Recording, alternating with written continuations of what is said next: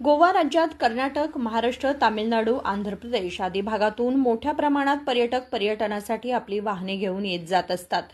यापूर्वी आलेल्या पर्यटकांची वाहने गोवा राज्यात ठिकठिकाणी अडवून वाहनांची कागदपत्रे तपासणी करण्यात येत होती.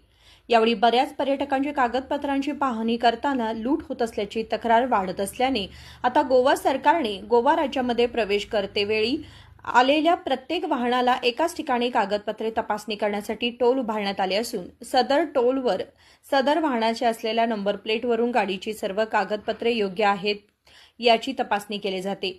एखाद्या वाहनाची कागदपत्रे योग्य नसल्यास या ठिकाणी बनवण्यात आलेले टोल गेटच उघडले जात नाही. त्यामुळे एकतर माघारी परतावे लागते, अन्यथा जो काही सरकारतर्फे दंड आकारण्यात येतो तो दंड घेऊन कोर्टात जावं लागणार आहे. त्यामुळे यापुढे आपल्या वाहनांची कागदपत्रे योग्य असल्यासच गोव्यामध्ये प्रवेश करणं गरजेचं बनणार आहे.